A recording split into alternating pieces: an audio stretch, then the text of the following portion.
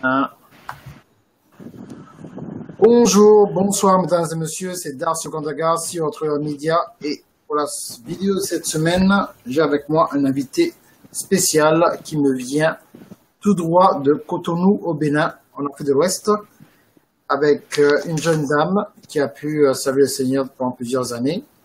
Alors, quand il y a plusieurs années, c'est pas 20 ans, hein. J'ai plusieurs années, elle vient de commencer dans le Seigneur. Et donc, en fait, c'est juste une façon de pouvoir donner la parole à des personnes qui s'expriment pas souvent.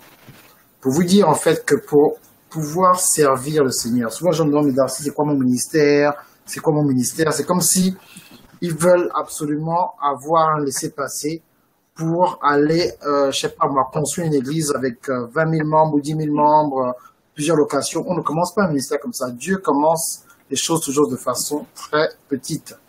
Tout le monde n'a pas besoin d'avoir un titre de pasteur, de prophète, d'évangéliste ou de coach ou d'auteur. Tu n'as pas besoin de titre. Tu as besoin de ton prénom, ton nom et assez de courage pour pouvoir partager ce que Dieu a fait avec toi. C'est ça le ministère. Il faut arrêter de compliquer les choses et attendre qu'une personne te mette l'huile sur le front et puis crier Alléluia, n'est-ce pas? Donc, c'est pas pour tout Oui, le monde. Voilà, tout le monde peut en fait aider son prochain où ils sont. Donc, je vous présente Paola. Paola, vas-y, je donne la parole et dis-leur qui tu es exactement. bonsoir, coach. Je suis Paola Sa, je suis de nationalité béninoise. Je vis au Bénin, spécialement à Cotonou. Je suis une femme de Dieu, comme coach le dit. Et je suis là aujourd'hui pour passer un moment avec vous, pour partager avec vous d'abord mon expérience avec le Seigneur et ce que je vis, mon mode de vie, tout en étant rempli de l'Esprit Saint, comment j'essaie d'impacter ma jeunesse, ceux qui m'entourent et comment j'aide même souvent des proches à moi à pouvoir travailler en étant épanoui, en croyant que le Seigneur est avec eux. Voilà, voilà, impeccable. Est-ce que tu peux leur dire exactement quel était ton cheminement de manière brève, quelle était la vie que tu avais avant que tu rencontres le Seigneur et quelle est la différence en fait au niveau de l'épanouissement? Les gens pensent que l'épanouissement, c'est un bon boulot et beaucoup d'argent, mais l'épanouissement vient de la paix intérieure d'abord. Donc, est-ce que tu peux un peu te donner en fait la différence en fait entre ce que le genre de paix que tu avais avant et la paix que tu as aujourd'hui?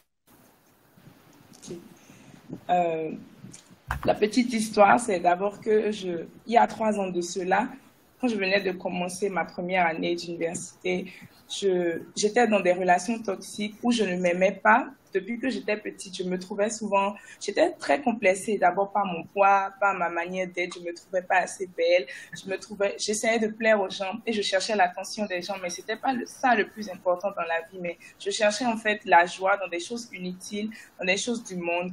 Par exemple, j'allais souvent en boîte de nuit, je traînais beaucoup avec d'amis juste pour me sentir importante, mais c'était vraiment pas ça l'important. Et avec le temps, j'ai eu une amie qui fréquentait vraiment un groupe de prière qui m'a invitée à assister à la prière et j'ai commencé petit à petit. J'avoue que la première fois, franchement, je savais même pas quoi dire parce que j'étais tellement étonnée, j'avais même honte de moi. Parce que les autres personnes dans l'assemblée savaient ce qu'ils disaient, pourquoi ils étaient là. Moi, je ne savais pas, j'étais venue voir en fait. J'étais venue voir c'était quoi une séance de prière. Et en fait, je me suis retrouvée face contre terre, j'étais à genoux, j'ai commencé par pleurer parce que je ne savais pas ce que j'allais dire. Je ne savais pas ce que j'allais demander à Dieu. Et j'ai vu des femmes qui sont comme moi, des femmes qui sont jeunes, des femmes qui étaient belles, des femmes qui étaient fières d'être ce qu'elles étaient, mais qui partageaient la parole de Dieu, qui avaient le micro, qui parlaient avec de l'assurance. Donc, ma prière ce jour, c'était Seigneur, ce que tu as fait dans la vie de ces femmes, fais-le dans ma vie. Je veux te connaître comme elles te connaissent en fait.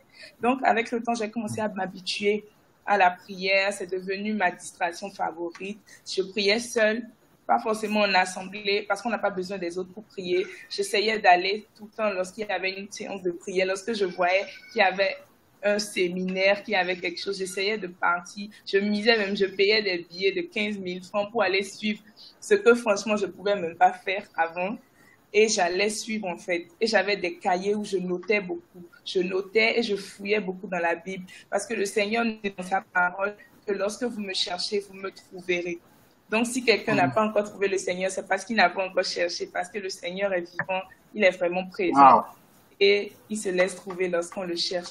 Avec le temps, j'ai commencé par laisser tout ce que j'appelais péché mignon, habitude que j'aimais vraiment lorsque je traînais avec des personnes qui ne m'influençaient même pas, qui ne me poussaient pas vers le haut, en fait, qui me tiraient derrière, mais je me disais j'étais épanouie avec eux. J'ai commencé par m'éloigner de cette personne et aujourd'hui, franchement, je suis une nouvelle personne. J'ai abandonné beaucoup de choses. Je croyais que c'était difficile, mais c'est pas difficile. Lorsque tu ajoutes la grâce du Seigneur, tu peux tout faire, en fait, parce que seuls nous ne pouvons rien faire. Voilà. Wow, j'aime bien ce que tu dis. Ça, c'est vraiment, ce que tu dis, c'est vraiment, vraiment puissant, Paola. Et maintenant, j'aimerais en fait te poser la question sur si maintenant il y a une jeune dame qui nous écoute. Oui. T'as pas besoin de dire ton âge, hein, je vais pas te trahir comme on dit, mais qui est dans la vingtaine comme toi et qui est encore à l'université, bien qui s'apprête à finir l'université, bien qui vient d'arriver à l'université et elle tombe sur une personne qui l'aborde dans son église et il s'appelle le frère Francis. Ok? C'est le frère Francis. Là, tu le connais déjà. Tu sais déjà ce que le frère Francis aime faire. Donc, quels sont les conseils que tu as pour pouvoir donner à cette jeune dame, en fait? Qu'est-ce qu'elle doit faire pour ne pas, en 2 ou 3 choses, hein? Qu'est-ce qu'elle doit faire pour ne pas tomber dans les pièges du frère Francis qui vient pour la dérouter de sa destinée? Qu'est-ce qu'elle doit faire? 2 ou 3 choses. Le frère Francis, vraiment, ça dépend d'abord de comment elle est. Si elle est une femme qui a besoin de l'attention, qui a besoin, par exemple, qui recherche en fait qu'on lui prête de l'attention, qu'on lui dise tu es belle. Je dis pas que les femmes n'ont pas besoin de ça, mais si elle n'est pas réconciliée avec elle-même, si elle n'a pas de l'assurance, si elle n'a pas confiance en elle, elle peut rapidement tomber. Parce qu'à l'âge là, c'est pas évident de vraiment s'accrocher à cette parce qu'on trouve que c'est encore trop tôt. Mais je pense d'abord qu'elle devrait essayer de discuter avec elle-même et de voir vraiment quelles sont les intentions du frère Francis envers elle d'abord. Parce que l'important, c'est de connaître l'autre, de se connaître. Parce que si tu connais pas l'autre, tu peux pas t'ouvrir à lui. Donc, il faut le connaître d'abord. Et qu'est-ce que je vais dire? Vraiment, le frère Francis, là, c'est un cas. Dans les églises. Oui. Dans les églises. Quoi d'autre? Maintenant, si le frère Francis veut venir... Bon, attends, parce que les gens ne me voient pas. Si le frère Francis maintenant, il veut venir et il dit, bon, je vais venir avec des croissants le matin vers 6h45, un samedi matin, et la sœur habite seule pour venir prier ou tous ces genres de tactiques-là. Qu'est-ce qu'elle fait? Elle doit recevoir le frère Francis ou bien comment elle fait pour dire au frère Francis de ne pas venir? Pourquoi il demande de venir à 6h45 d'abord? 6h45 chez une femme qui vit seule, franchement, lui aussi, c'est vraiment le frère Francis pour dire ça. Je pense qu'elle peut lui dire d'abord qu'elle ne veut pas, qu'elle mette un écart d'abord entre eux, qu'elle ne veut pas qu'il vienne par exemple le matin tôt chez elle comme ça, parce qu'elle habite seule déjà, et puis elle ne connaît pas vraiment ses intentions. Parce que souvent les gens, ils masquent leur intention et ils viennent, et ça peut virer à autre chose. Donc d'abord de mettre les barrières entre lui et d'apprendre d'abord à le connaître. Parce qu'il ne faut pas inviter tout le monde dans son intimité.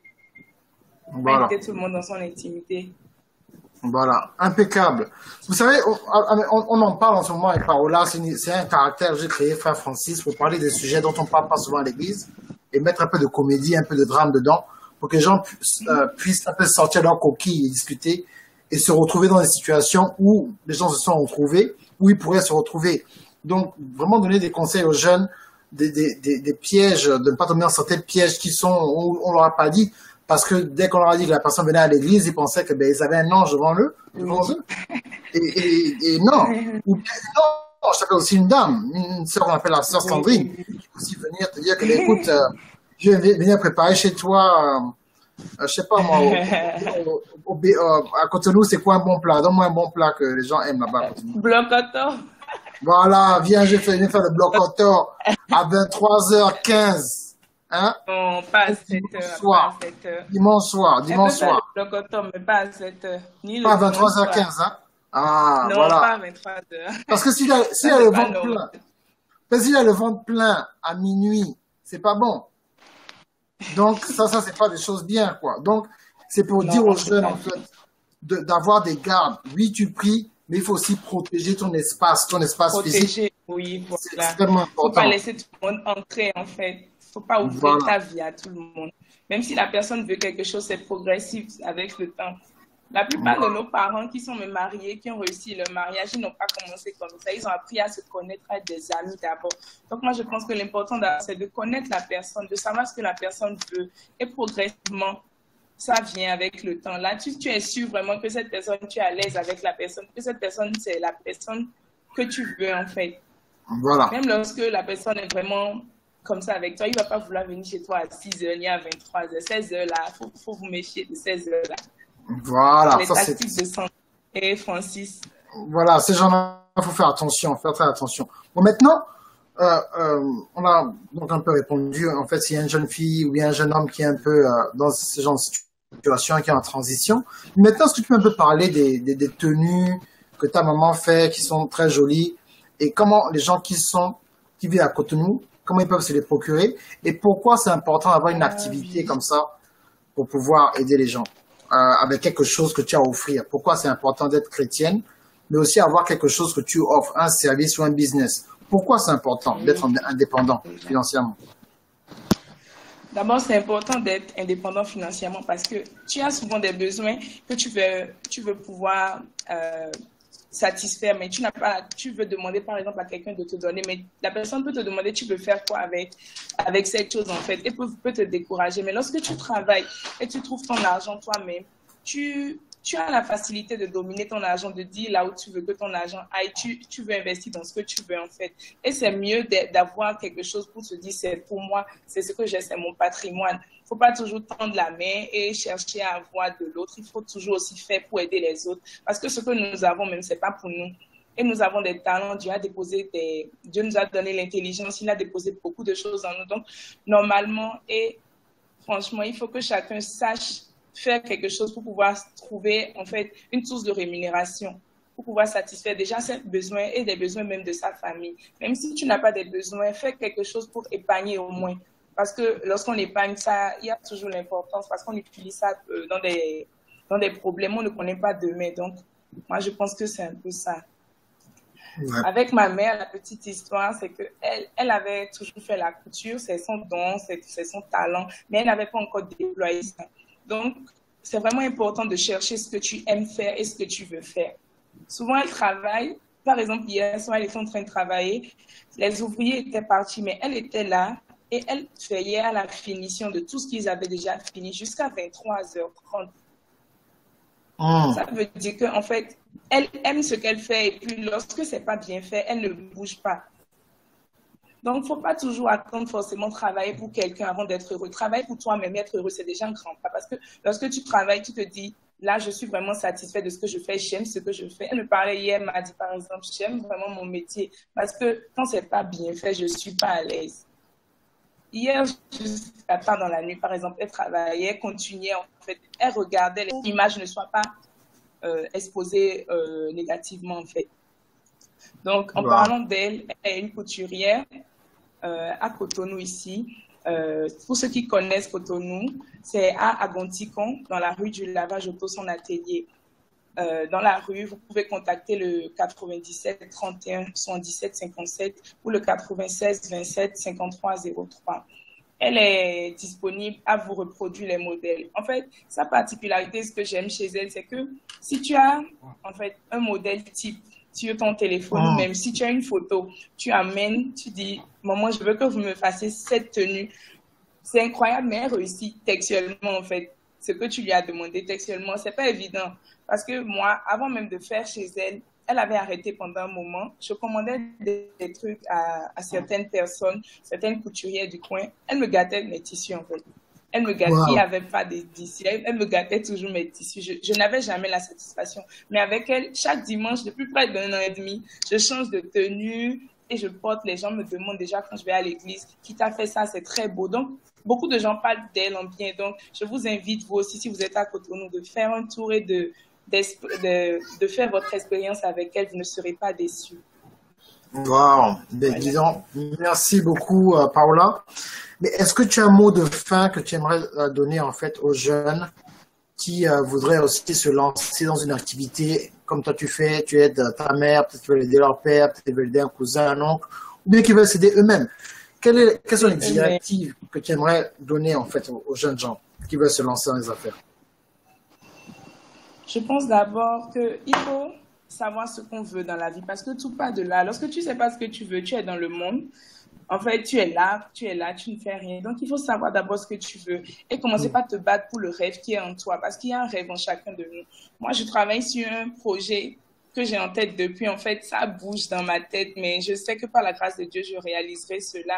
Donc, c'est dans ma tête. Il y a quelque chose dans votre tête que vous avez envie de faire. Vous avez souvent peur. Vous vous dites, les gens vont dire quoi de moi? Les gens vont dire que si j'ai laissé. Par exemple, moi, à un moment, je faisais des crochets braids aux gens. Mais il s'est fait que beaucoup de personnes me critiquaient, disaient, malgré qu'elle va à l'école, elle fait la coiffeuse.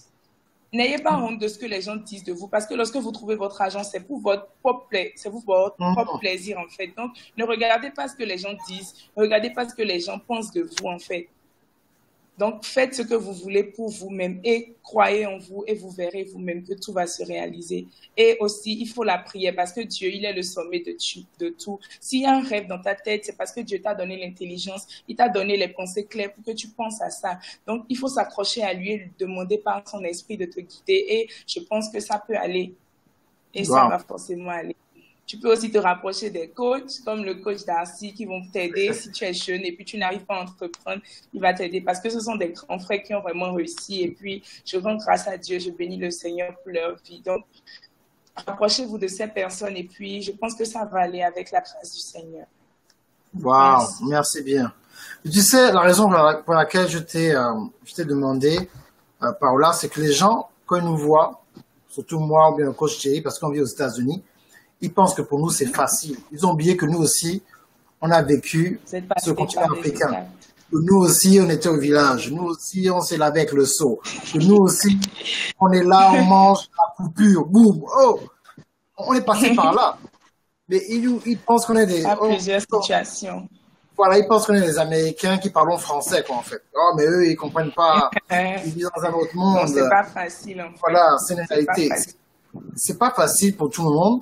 Et c'est pour ça que je t'ai laissé parler. Donc, vous avez entendu, c'est une jeune dame qui est à Cotonou, au Bénin, qui utilise ils utilisent, elle et sa mère, ce qui est à la maison. Elle fait les crochets, sa mère fait des belles tenues avec des tissus. Donc, vous voyez, chacun se débrouille. Elle ne vous a pas dit, oui, j'ai 3 masters ou 4 doctorats. Elle n'a pas dit que, voilà. Et aussi, oui, vas-y. Et aussi, il faut continuer aussi avec les études parce qu'on ne sait pas, en fait, dans la vie, c'est aussi important d'avoir un niveau. Donc, moi, malgré que je fais ça, j'ai ma page, je vends les mèches, je fais les crochets, j'aide ma mère pour la communication, mais j'étudie les finances. J'étudie les finances, donc je vais aussi en cours, je finis en demi-journée, je continue aussi avec ça. Donc, en fait, l'important, d'abord, c'est se débarrasser des choses inutiles parce qu'on fait des choses inutiles qui prennent tout le temps. En fait. Donc, lorsqu'on se débarrasse de ces choses et on sait vraiment ce qu'on veut, on continue à tout combiner parce que c'est sûr que par rapport à la question que vous avez posée, il y aura des jeunes qui vont dire non, j'ai pas fini mes études, j'attends d'abord de finir mes études, mais ça peut être trop tard. Voilà. Donc, je pense que il faut pas attendre demain, il faut pas remettre à demain, en fait. Ah. Voilà. OK.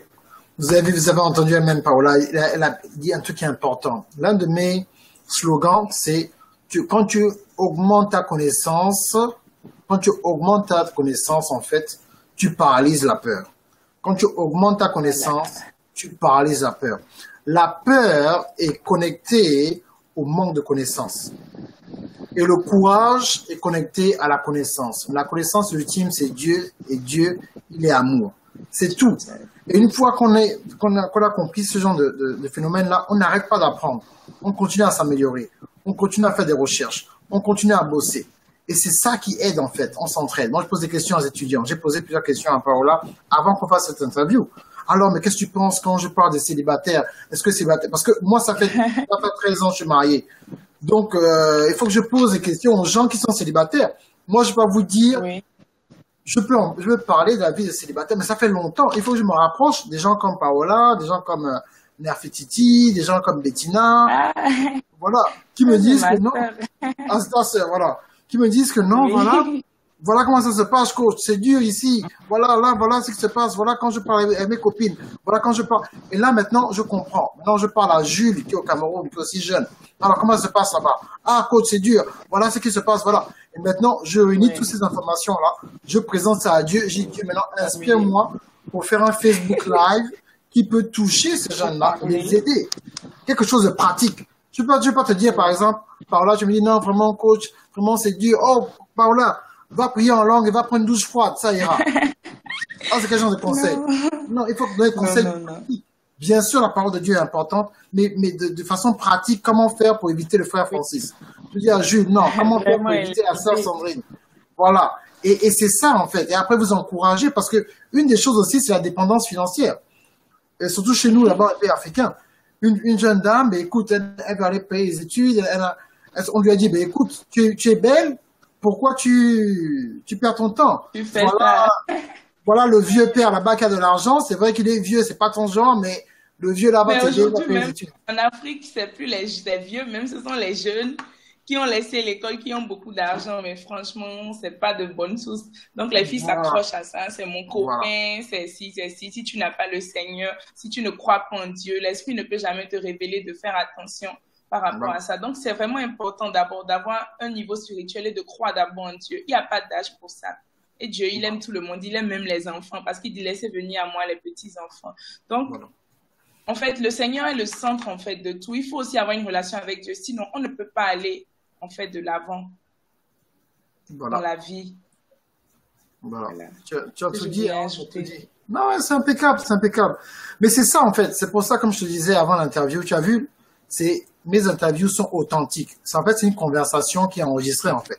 Parce que j'aime Ok. pas les interviews à la télévision. Les gens sont trop tendus, ça ne rigole pas, il n'y a pas de blague. Ouais. Attention, c'est la Il y a le publicité. stress. Voilà. Ne t'assieds pas comme ça. Paola, ne rit pas. Regarde seulement à gauche. Non, là, on est juste là tranquillement pour que les Pas gens puissent, sérieuse. voilà, recevoir l'authenticité, en fait, de ceux qui C'est connaissent le fait. important. Oui. OK? Donc voilà, ben, merci bien tout le Oui, monde. c'est C'est Darcy Ogandaga, si autre média.